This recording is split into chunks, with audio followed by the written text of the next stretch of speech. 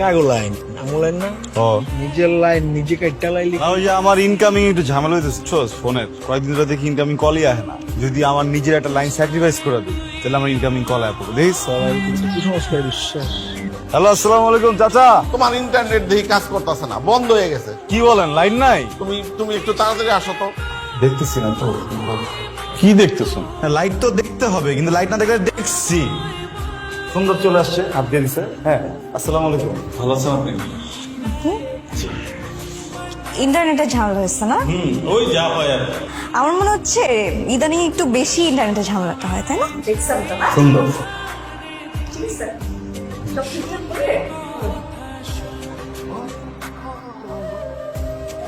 খুব আমার বাসায় ঘুরঘুর করা হচ্ছে না? কি মনে করছেন আমি কিছু বুঝি না? আপনি চেনেন আমার বাবাকে? আমার বাবা যেমন খুব ভদ্র মানুষ, আবার খুব কড়া মানুষ। সে যদি জানতে পারে যে আপনি আমার পিছিয়ে এভাবে ঘুরঘুর করতেছেন, আপনার খবর করে দিয়ে বলে দিলাম। আপনি কি চান না যে আমি আপনার বাসায় যাই বা আপনার ফোন? অবশ্যই চাই না যে আপনি আমার বাসায় যাবেন। আপনি আমার বাসায় কেন যাবেন? দেখেন, ভালোভাবে বলতেছি, বুঝলে বুঝবেন, আর যদি না বুঝেন তাহলে আমি 999 কল করব। আমি আগে আগে যাই, নাহলে আপনি ভাবেন আমি আপনাকে ফলো করতেছি। আমার এদিকেই কাজ। তুই এগুলা না বাদ দে সব, তোর এই মুহূর্তে ব্যবসায় মনোযোগ হওয়া উচিত। মানুষ ফোন দিলে ফোনে পায় না করে। মানুষ অলরেডি দেখো কে ফোন দেয় কত কত মধ্যে।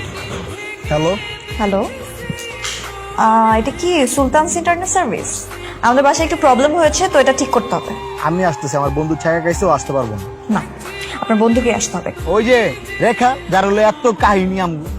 বলে দে, এটা দে। খালি মিস ইনফরমেশন দাস বেটা তুই। তার খোলা, অ্যাডাপ্টার খোলা, এই যে তার, এই যে অ্যাডাপ্টার সব খোলা। কেন তার খোলা কেন? আমি বুঝিনি কিছু। তার খোলা, কারণ এটা খুলে রাখা হয়েছে। বুঝলাম না কেন ভাই। ভাইয়া আপনি যেতে পারেন। রাশেদ ভাইয়া আপনি যেতে পারেন, ওর সাথে আমার একটু কথা ছিল। আপনার মন খারাপ? না, আচ্ছা ঠিক আছে, স্বাভাবিক। আমি এভাবে রাস্তার মধ্যে ডেকে উল্টাপাল্টা বলছি, এভাবে না বললেও পারতাম, তাই না? কিন্তু মন খারাপ করেন না। দেখেন, আপনার আমাকে পছন্দ হয় না, আপনি আমাকে রাস্তায় মানুষের জন্য ইনসাল্ট করছেন। আমি আপনার এই মতবাদকে, আপনার ডিসিশনকে আমি রেসপেক্ট করি। একটা ছেলে অনেক সকাল করে প্রেমে পড়তে চায়, তারপর সে মেয়েটার পিছনে ঘুরে, মেয়েটা যখন পাত্তা দেয় তখন সে প্রেমে পড়ে। এরপরে সে প্রেমে পড়ার আগে যদি সে ছ্যাঁকা খেয়ে যায়, তখন কিন্তু মনটা চৌচির হয়ে যায়, সব ভেঙে টুকরো টুকরো হয়ে যায়।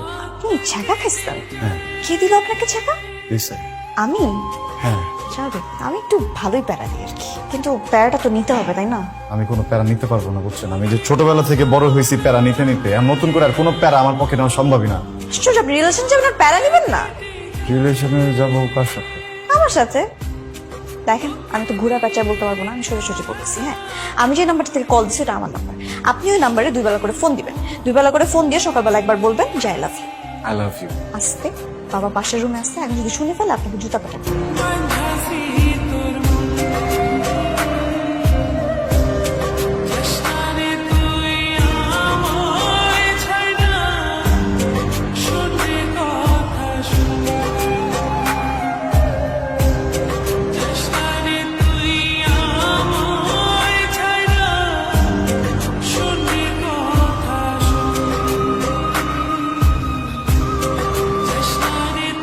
এই এই, তুই চুপ কর। তোর কোনো কথাই আমি শুনবো না।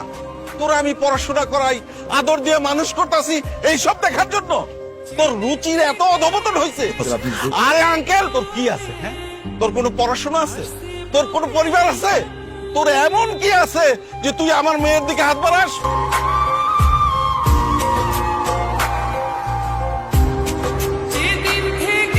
ও ফ্রড করছে আমার সঙ্গে। আমি বলি আমার বন্ধুর ছেলের সঙ্গে তোর বিয়ার সম্পর্ক হয়েছে। ছেলেটা আমেরিকায় থাকে, কত ভালো ছেলে। ক আমারে কি হয়েছে ক? দেখার বিয়ে হয়ে গেছে।